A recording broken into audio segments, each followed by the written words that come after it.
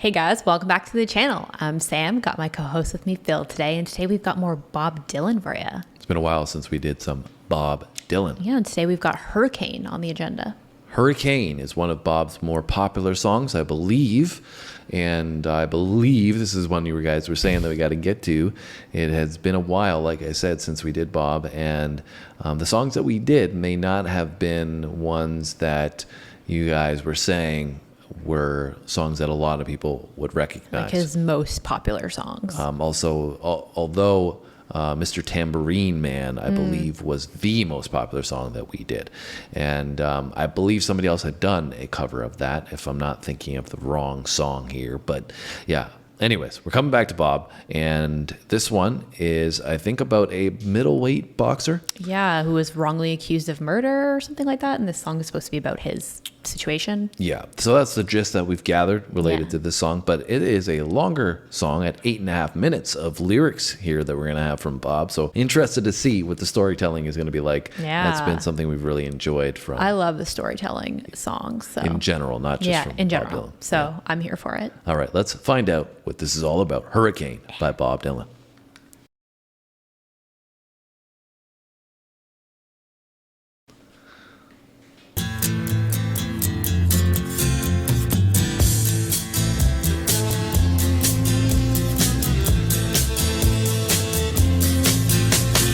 Pistol shots ring out in a barroom night.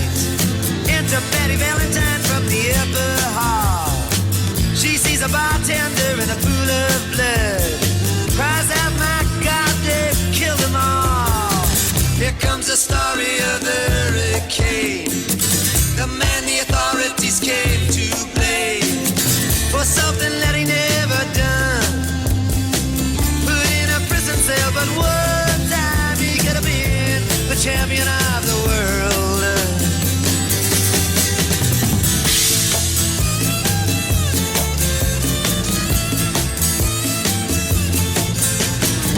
Three bodies lying there, does Patty see? And another man named Bello moving around mysteriously. I didn't do what he says, and he throws up his hands. I was only robbing the register, I hope you understand. I saw him leave and he says, and he stops. One of us had better call up the cops. And so Patty calls the cops. And they arrive on the scene with their red lights flashing in a hot New Jersey night.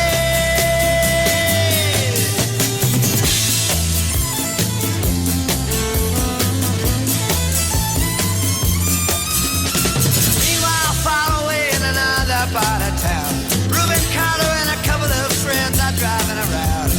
Number one contender for the middleweight crown. Had no idea what kind of shit was about to go down. When a cop pulled him over to the side of the road, just like the time before and the time before that. In Patterson, that's just the way things go. If you're black, you might as well not show up on the street unless you wanna draw the heat.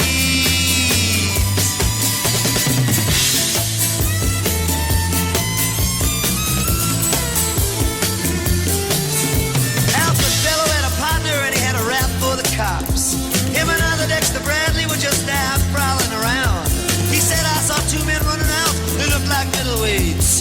Jumped into a white car with out-of-state plates. And Miss Patty Valentine just nodded her head.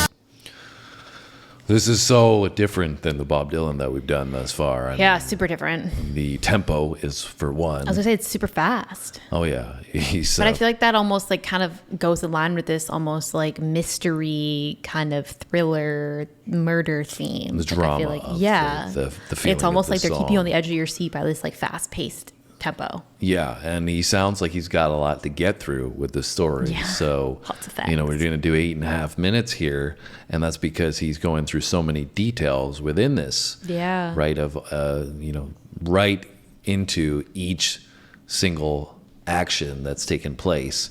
Now, I don't know how much of this is true. I'm sure people are going to Yeah. dispute some of the lyrics in here about what happened, what didn't. But I think the painting of the picture when he's going through these details is important to get you to visualize Yeah, what I'm might be visualizing. happening. Yeah, I was going to say, how are you feeling about I feel like I have like a little mini movie. Those little projectors like on my head that's just like. You got something growing out of your head, apparently. So you're enjoying the storytelling by Bob. Yeah, no, I think he's doing a good job. You can really see what's happening. And I think that he's obviously kind of setting the tone for the time period of, how obviously there would have been racial bias and all of those type of things going on. And the name Patty Valentine sounds very familiar to me. Is that like somebody who was famous? I don't know. I am not sure. Maybe I'm just like making that up in my head or something, but it sounds familiar.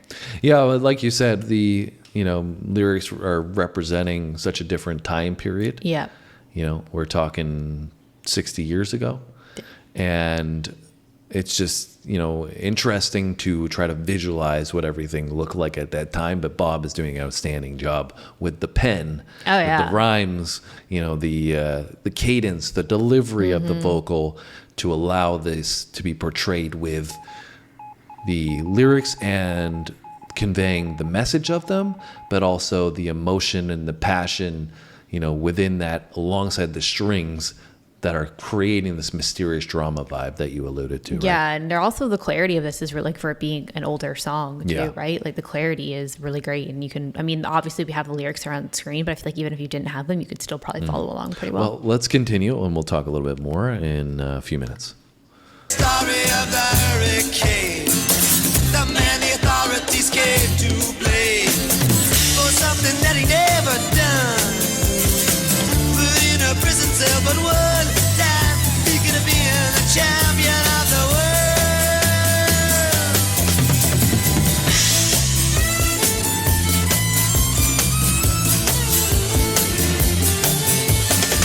4 months later, the ghettos are inflamed. Rubin's in South America, fighting for his name. Well, Arthur Dexter Bradley's still in the robbery game. And the cops are putting the screws to him, looking for somebody to blame. Remember that murder that you happened in a bar? Remember you said you saw the getaway car? Think you'd like to play ball with the law? Think it might have been that fighter that you saw running at night. Don't forget that you are white.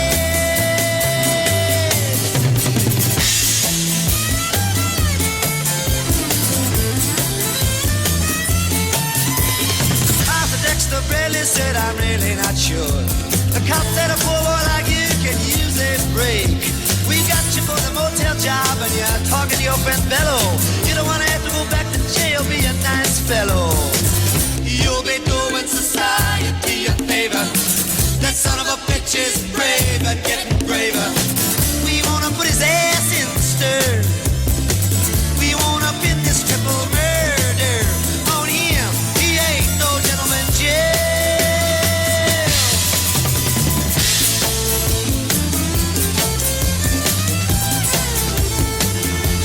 Rubin could take a man out with just one punch, but he never did like to talk about it all that much. It's my work, he'd say, I do it for pay. And when it's over, just as soon go on my way up to some paradise where the trout streams flow and the air is nice, and ride a horse along the trail. But then they took him to the jailhouse where they tried to turn a man into a mouse.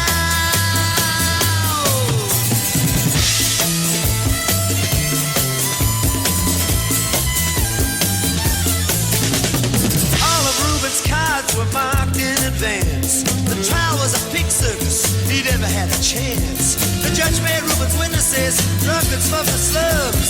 To the white folks who watched, he was a revolutionary bum. And to the black folks, he was just a crazy nigger.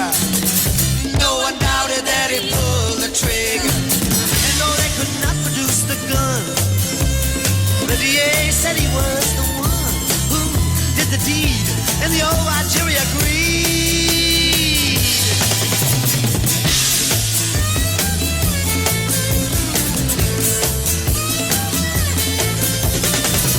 Rubin Carter was falsely tried.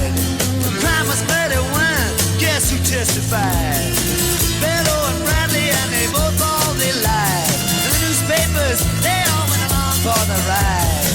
How can the life of such a man be in the palm of some fool's hand? To see him obviously framed couldn't help but make me feel ashamed to live in a land where justice is a game. Sheesh, he is just coming with the fire on this, man. Yeah, this is seriously. definitely my favorite Bob Dylan song. I mean, just from the vocal delivery, the storytelling. I mean, the vocal delivery, I should touch on that because I feel like from a singing perspective, his voice sounds the strongest in the songs that we've done thus far. Yeah, I agree in with this that for one. sure. And then the lyricism is obviously crazy. I already talked about some of the rhyme schemes that are going on. Yeah, but then, and how he's delivering that sounds really good. yeah, very passionate delivery as well. Clearly, you know, he wrote this, and it just seems like his pen was just going and going. It's like, I Yeah. got to get this in and this in. You know, it's like, you know, just so much passion and, you know, rattling off so many facts, like I had said earlier. But I'm hanging on every single word here. Yeah, like I'm like, I wonder what happens next. But I think further than like the storytelling, like obviously the storytelling is awesome. I think he's doing a great job with that. He's also like mixing in his own opinion and his own message to some degree, right? Like here where he said, couldn't help but make me feel ashamed to live in a land where justice is just a game, right? Like he's telling the story, but he's also weighing in with commentary here and there about what he thinks about what's happened, right? So I think it makes it even that much more powerful because it's not even you just drawing your own conclusions. It's like him weighing in and like pointing out like how ludicrous all of this, that this happening is. Yeah, and it's just crazy to think, you know, in this time frame, how, you know, People got this- away with this.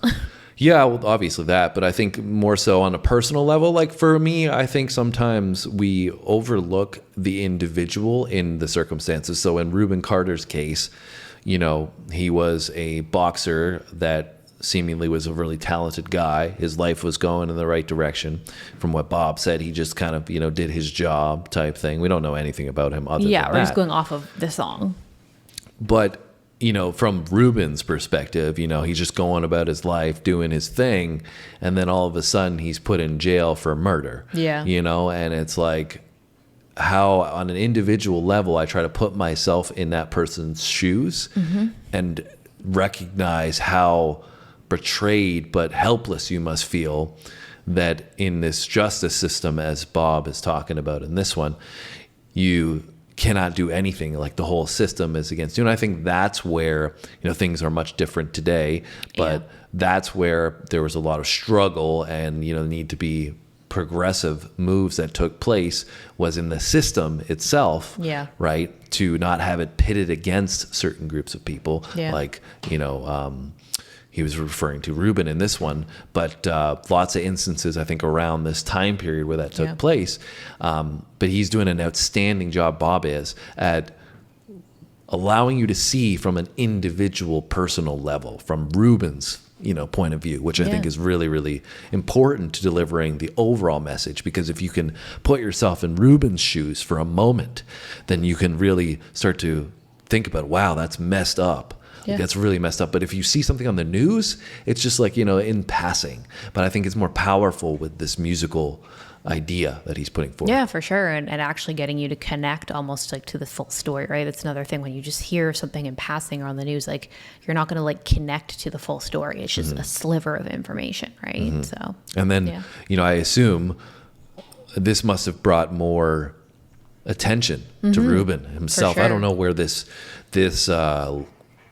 stood in terms of the time frame when the song came out and how that played into, whether it helped him or not. But you guys can elaborate on that. And obviously he says, I'm not going to repeat it here, but he says, and to the black folks, he was just a crazy N-word. And that's obviously Bob saying that. So, he decided to use the word in this song. And I don't know. Obviously, sure, he probably would have received some sort of pushback from that. I don't know. I don't know if he would have. I think like in this instance, he's saying it to tell the story. Yeah, for and sure. he's not like using it in any other way. And I almost feel like that would have gave it more power to the song, because it would have highlighted, did you hear Bob Dylan said this? Like you said, people might have talked about it. Yeah. But I don't know if it would have been a negative light. It more would have been like, I can't believe he said that, but in a positive way, because he said it to draw attention to this thing.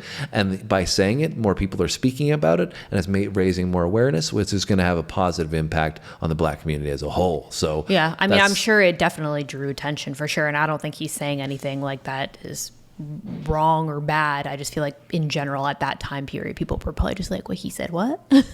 That's what I'm saying. It was an attention-grabbing lyric that he used purposefully, to but get I think more, masterfully, more attention, get more eyes on in it. that way. Yeah, for sure. Anyways, let's get back into it. We'll see how this story plays out. Till we agreed.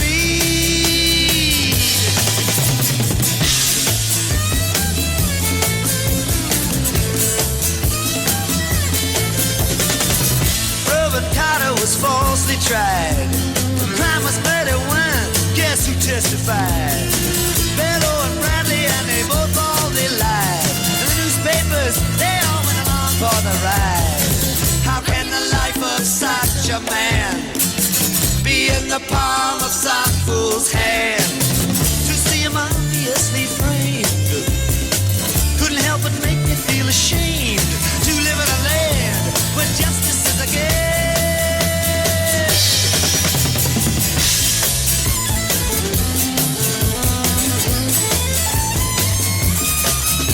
Now all the criminals in the coats and their ties are free to drink martinis and watch the sunrise, while Rubin sits like Buddha in a 10-foot cell, an innocent man in a living hell.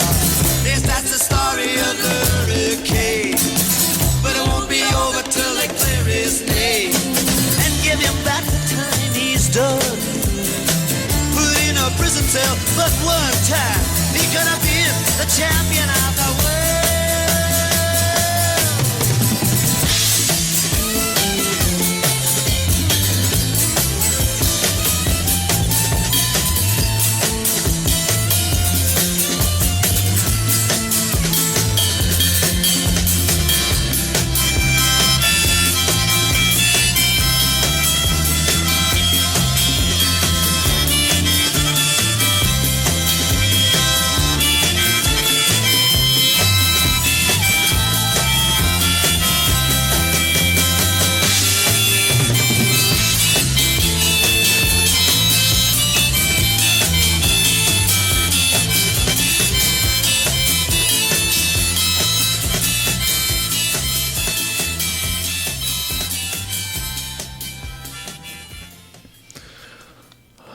I was wondering if we were going to get the harmonica, because I thought he had replaced the harmonica with the fiddle or the violin in there. Yeah. Instead, and that was what we were going to hear. Surprised you and brought it out in the end. Yeah, it's a Bob Dylan customary instrument at this point. I've come to realize. Yeah. So his signature sound.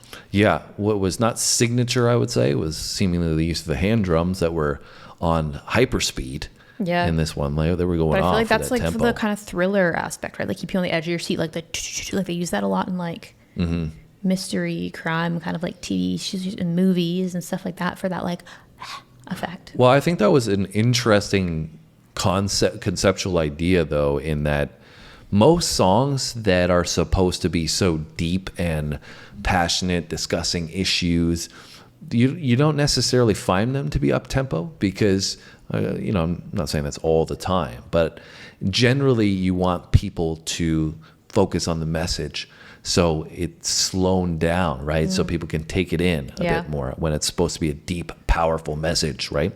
And, you know, there's lots of instrumentation that's got peaks and valleys and all this other stuff. In this, it was obviously very different than that, but I think it fit perfectly because, as you said, there's a lot of emotion behind this. And I think, yeah, there's some mystery, there's some drama, but there's also anxiety and frustration. Yeah. And that is what I feel like he was capturing with the idea of Hurricane and the lyrics and the presentation of it. Yeah, and I think that the thing that makes this a little bit unique too is that it definitely obviously has a strong message that's trying to be portrayed, but I think that that's like blended in with a specific story too, right? So I feel like this element of storytelling mixed with the message also puts it in more of a unique situation than just more of an abstract song about a theme or an underlying message, if that makes sense. So overall thoughts on the song? I liked it. I'd say this is my favorite Bob Dylan one that we've done. I would concur with that assessment. Yep. I believe he did a fantastic job with this one. Yeah. And I'd like to know. I liked the other storytelling one that he did too. Was it Isis? Mm-hmm. I'd say that was my second favorite, but this one took number one. Well, I'd like to know how this story played out. Of course, could Google it, and I may actually go Google it after we're done here. But you guys can always add insights to how this played out and the effect it had. And I believe we read that it was, you know, a very important song at the time. But you guys can let us know how important this song was. Yeah, anything you guys know about it.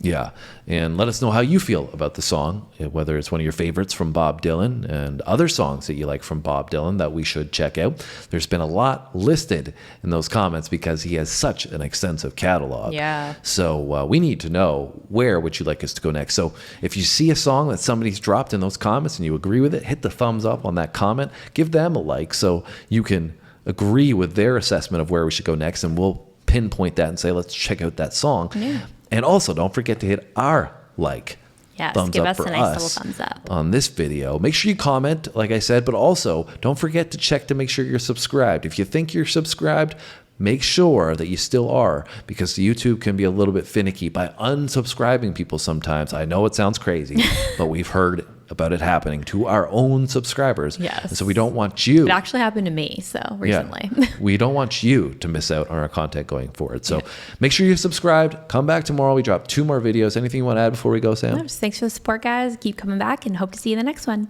See you tomorrow.